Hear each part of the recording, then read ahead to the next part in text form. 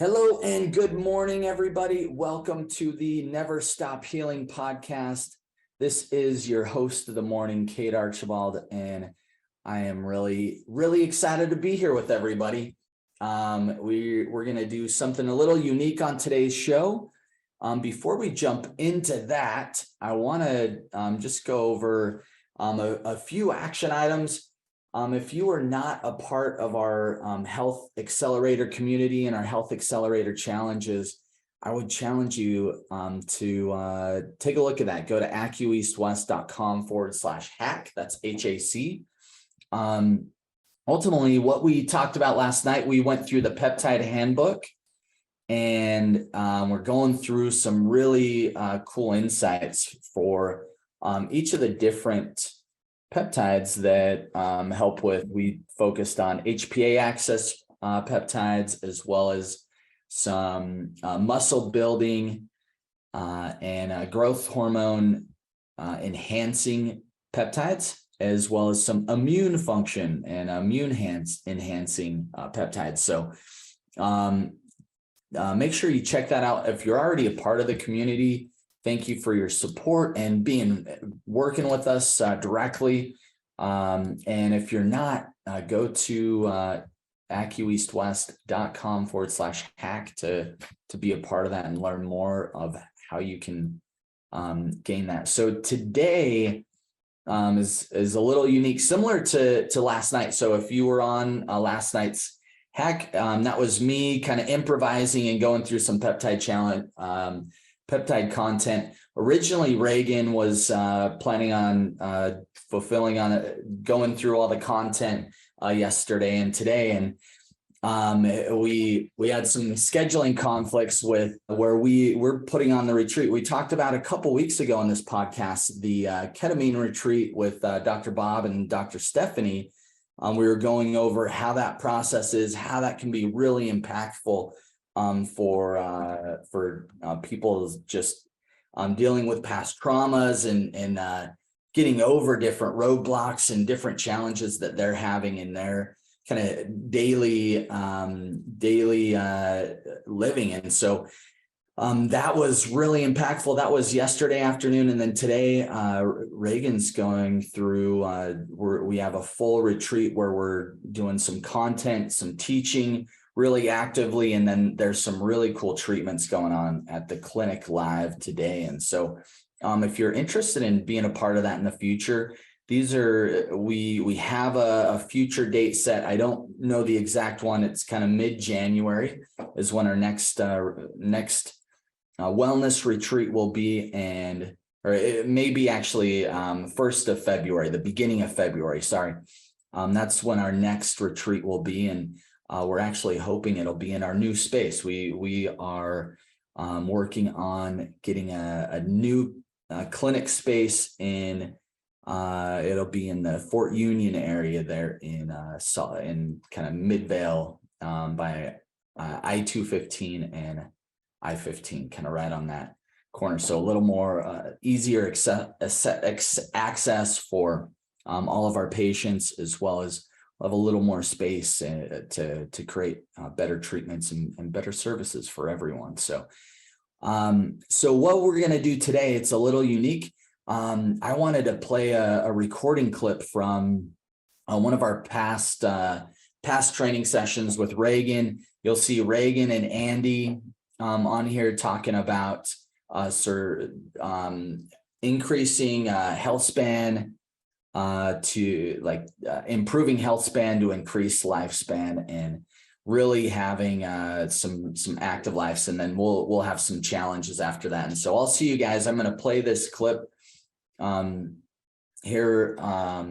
This is about 20 minutes. So I felt like this would be a lot more effective than me trying to whip something together in 5 minutes to try to have some content for everyone today. And so felt like this was going to be the best thing for us. So let's go ahead and get that pulled up and going. If you guys are up for getting a little nerdy, today we're going to talk about a couple different things when it comes to sirtuin. So the NAD kind of fits into this. And so I'm going to share my screen so you guys can see this. Okay. Can you see my slides okay? Yes.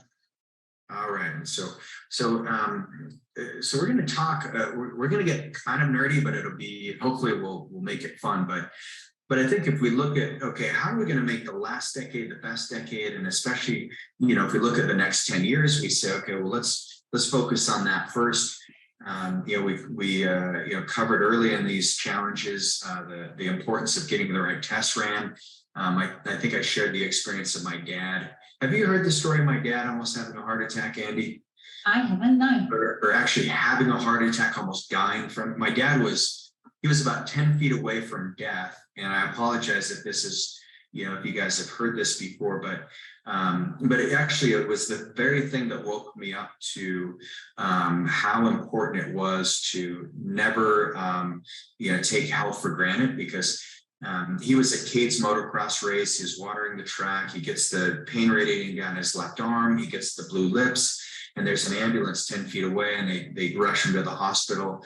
Sure enough, he's had a massive cardiovascular event. They have to crack open his chest, and he had 4 arteries completely occluded. And that was crazy, right? And he's in his 50s, he's in his mid 50s. And it was a week after he just had his blood work ran, where his Dr.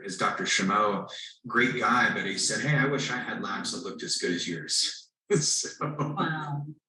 So it's pretty crazy. And but that was a wake-up call for me. And my dad still has never fully recovered. He's doing a lot better. But this is why we have these conversations, because then we want to look deeper at things. And I think there's nothing like having a massive event in your life to kind of shake you to make a change. But I prefer to learn in advance. I'd rather learn from my dad on what not to do and what to look for in my health and other patients that I've worked with, instead of waiting for the event to shake me. And I think all of us feel the same. Yeah, much rather be on the front foot. And you talking about your dad, my mum passed away 2 years ago, and she was 88, but when she was 65, she came to visit me in Sydney. She lived in Auckland in New Zealand, where I'm from, and I decided to buy her a present, and it was the Harbour Bridge climb. And you go up the arch of the Harbour Bridge, across and back down. It was made very famous by Oprah when she did it. And I'm the front person in our group, and you're latched onto the bridge. My mum's the next person, and I'm walking up, and I look back at her, and there's a big gap, and she is grey. Oh. And we're stuck on the Harbour Bridge with other groups coming up behind us. And the woman that's leading us, I said, I think my mum's about to have a heart attack. And I looked back at Eve and I said, "What's going on?" And she just said, "I want to be anywhere but here." And we managed to crawl the rest of the way, like literally. And she went back to New Zealand and had quadruple bypass surgery. You gotta be kidding me. Yep. Wow. Made it off the bridge. I honestly thought she was going to die. Man. I don't know how she made it off. Yeah, she was grey and sweaty and could hardly speak, could hardly move. It was horrifyingly scary. And when we have, you've had your experience, I've had mine with my dad. I had a friend who died at the age of 50 of a massive heart attack. We were mountain biking the day before, and he was crushing me up the hill like he was in better cardiovascular fitness than I was. And I just look at that and I say, let's no death by surprise. And so hopefully today we'll share with you some things that, as we look at one disease, and there's, a lot of research that's been done on aging. But if we just said, well, what's the one disease, if you got rid of, that would, solve all the problems in your body, and it's just get rid of the aging process. And so one of the things that researchers have looked at, and there's a great book by David Sinclair called Lifespan, which is comes from in this particular segment. But they look at these sirtuins. And so sirtuins are these genes that are responsible for creating health in the DNA. So if you think about a sirtuin, it's kind of like, if you didn't, take care of your house, if you didn't clean your house, it's not gonna, it's gonna break down quicker. Your property values are going to decrease instead of increase. You're going to get really sick. The environment becomes really toxic. Sirtuins are kind of like the maids that clean up your house all the time, your DNA. And so this is where NAD is so powerful, because NAD is like giving those cleaners, the janitorial team, and these are expert janitorial teams. It's like giving them energy, gives them fuel. And so if you think about sirtuins and having silent DNA, what that means is when the DNA are silent, you can actually have better peptide signaling. So this is one of the reasons why we use like epitalin, GHK copper. We use these bioregulator peptides so that you get better signaling between cells, which means you have better communication. And then the sirtuins can do their job, because when your body doesn't have inflammation in it, it allows these sirtuins to go to work, and they're turning off pro-inflammatory genes. They're turning off disease genes. They'll repair the damaged DNA, so that when you have the replication of the next cell, it's like a photocopy of the genes, and then that photocopy gets transcribed perfectly, so that you have this beautiful sequence of cells dying and cells being replaced that are just as healthy. And so the sirtuins play a primary role in allowing that to happen. Do you know what the Hayflick limit is, Andy? This is so this is interesting. There's a researcher named Leonard Hayflick, and I can't remember if this was the 70s or the 80s, but someone could look it up and actually get the details on this. But Leonard Hayflick, what he found is that our cells can only turn over 40 or 50 passages, and then they expire. They go senescent. And so he was the one that discovered that. And so the 40 or 50 passages, that means that the limit that humans can live to be, based on all the equations that he put together, is our bodies are essentially designed to live to be about 120 years old. And what's the oldest person you've ever met, Andy?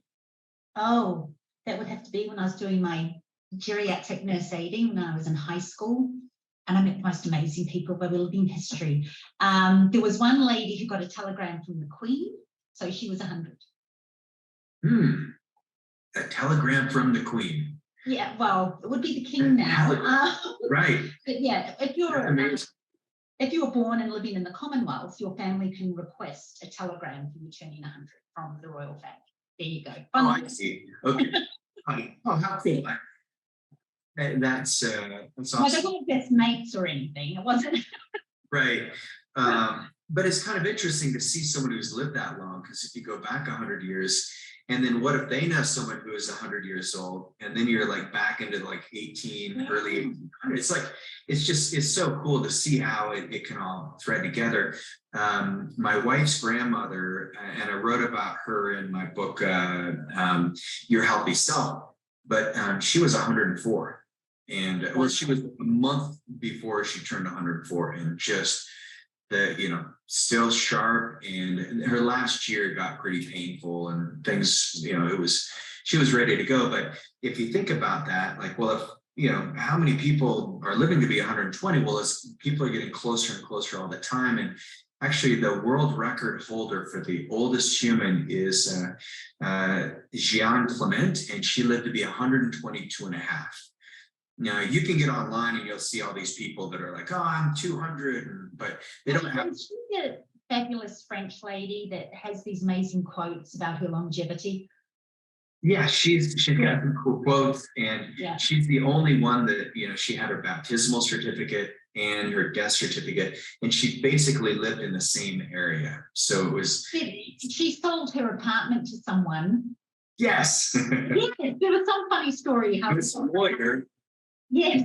And he said he got it for a steal. And he said you can basically pay rent, like a low rent. Or until you die. And he sold it, like he bought it when she was in her late 80s or something. Yes. And he lived and lived and lived, and he died.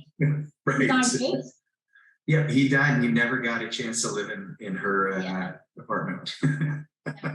Yeah, that's her. So, but I think maybe there's someone in this group, maybe one of us will live beyond her. And the longer that we live, this is where, you know, kind of circling back to, I kind of planted a seed for this in the beginning, but the longer that we live, and this is what I was telling John, the Montana patient, you know, I was like, hey, you know, every year things get better and better, new breakthroughs. And so, and I'm seeing it in the patients that we work with. They're like, man, I feel so good. I love the new programs. I love the new peptides, the process that people are going through. And it really takes the work that you do, Andy, is helping people identify with, hey, what does your future self look like? What do you want your health to be like? And what are the things that you need to do to get there? But if you don't identify to yourself as someone who's going to be a 120-year-old beast, you know, being able to live independently, then there's a good chance it won't happen. And so you will die on time. Yes. Yes. So we're not sending any messages to the universe. We want to live fully as long as we can and as youthful and vibrant as we can. But these sirtuins are actually one, from a scientific perspective, they're one of the ways that we're turning that on. And so the interesting thing about sirtuins is when there's a little bit of stress to the machinery, what happens is it's called the epigenetic machinery. So it's all those things that are outside of the genes actually influence the genetic expression more so than the gene itself. And so this is where it's so important to do your detox, make sure that you're exercising, because exercising triggers sirtuin activation. This is where NAD is really powerful because it can push a lot of that, you know, kind of the toxins or the stress. It pushes it through. When you say the stress of exercise, do you mean, is it cardio? Is it weights? Is it all exercise, all movement and activity? Is it all levels of? What are we doing to get the best result here with that? And I think from a sirtuin perspective, there's really the data that I've seen, and there's so many studies. I haven't seen all the studies, but the only definitive data I've seen to activate sirtuins is 20 minutes of rigorous exercise is the best way to activate the sirtuin pathways. That's a great question. There's other ways that you can influence the mitochondria, and the mitochondria are all connected to the sirtuin because it starts the engine and it starts the whole methylation process. But that's where you can do 5 seconds. So essentially you go 4 minutes, and then you do 5 seconds, 100%, 4 minutes of like 50 to 60%, kind of moderate, and then 5 seconds of just like poof, through the roof. And if you do about 4 to 5 cycles of that, it's a great way of increasing your mitochondrial health. And there's a really great article that was published last year in the Journal of Exercise and Physiology, where they're able to capture that one ratio: 4 minutes of moderate, 5 seconds of crazy. That seems to be a good ratio. And that's the time frame where you think, and I don't know, I've given birth 4 times, so I fall back on that. We were talking about this the other day, but it's like, you know, if you're training at like 60%, like hitting it at 60%, you can do anything for 5 seconds, right? Yeah. 5 seconds isn't a really huge ask in the scheme of things. No, and the real key that they found is you go all out. And this is where I think the safest way to do it is like on a Peloton or on a stationary bike, because then you can just go crazy. Or I know we have some swimmers in our accelerator group. And so you swimmers, like, you can just go 5 seconds all out. And you can do that pretty well. But stationary bike is where I like to do it. I have a little pathway that I can sprint. And my neighbors are always like, we always see you sprinting out there. What are you doing? What are you running from? I'm like, nothing. I'm just do it, you know, try to get out there and sprint once a week. But are you the weirdo in the neighborhood out there sprinting in the dead of night or something? But in the early morning, right? It's so that's usually what I'm doing. I am. My neighbors comment a lot. There's a lot of them are home all the time. we're by far the youngest fan, but we got Elizabeth Smart's family, and so they're young, and then we are, then everyone else is like 70 and over. So it's Right. fun. Right. But yeah, if you look at what you can do, like, so we're, just circling back to NAD as we kind of finish up here. NAD is so powerful because there's research that shows that it helps with your sensory and motor function. So if you want to have, the ability to smell great, see great, hear great, NAD is a critical molecule for that. If you want to have good proprioception, you need NAD. They found that for gluconeogenesis in your liver, which is how you stabilize your blood sugar so it doesn't drop too low, and then you get that little increase in insulin. And for fatty acid oxidation, you need NAD. If you want better vascularity and better endothelial function, because it's not your heart that's pumping the blood, it's actually that's doing a very small amount. It's actually the blood vessels have their own pump system in it. And so NAD is really helpful to keep those blood vessels going. If you want cardioprotection, you need NAD. If you want great lymphoid tissue for immunity and anti-inflammatory properties, you need NAD. NAD has been shown deficiencies lead to infertility. So NAD for fertility, for kidney function and kidney protection, for the pancreas protection, for muscles, for adipose tissue. If you want to burn fat, you need NAD. And so this is where, nutrition, you can get the boost. Exercise, there's NAD boosters. You can use a nasal spray.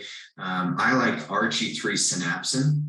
Have you heard of that peptide, Andy, the RG3? Well, I don't know anything about it, but I've seen it on programs, so only from that perspective. Okay, it's an east-west because the RG3 is the ginsengenoids, and that's the G in there. And then because it's got 3 different ingredients, the other one's methylcobalamin, because B12 mixed with NAD is supercharges it, just like if you add like 5-amino-1-MQ or MOD-SC. And then the third ingredient is nicotinamide riboside. So it's one of the precursors for NAD. And so you use it as a nasal spray, but it's a great way of having just awesome brain function, brain health. So yeah, so the challenge for the week is get some NAD going in your life, whether that's a nasal spray, or hit us up if you want some RG3 synapsin, we can help you with that. And then beyond that, do a 20 minutes moderate exercise. We have our 30-30, but really what the research shows is you need 20 minutes of consecutive, or you do the 4 minutes on, 4 minutes kind of moderate, 5-second sprint. For the mitochondria. So you can combine those 2 exercises together, but just make sure that you get 5 of the 4-minute cycles on with the 5-second burst. Awesome. Well, I hope you guys got some really cool insights on longevity. Participate in this challenge with us here. This can be a really, really cool challenge. So, just like what Regan was just saying there, some sirtuin activating exercises, just some sprint intervals. So that could be 20 minutes of a HIIT workout. That could be 5-second, what he was explaining there at the end, where it's 5 seconds of sprint and 4 minutes rest and 5-second sprint. There's a lot of different unique things that we can do to really just amp up what are with those HIIT exercises. We can really amp up our BDNF and our sirtuin pathways and increase longevity for everyone. So appreciate you guys joining me today and this morning. Hope you all have an amazing rest of your week and weekend, and we will see you next time, same place. Have a great day, everybody. Bye-bye.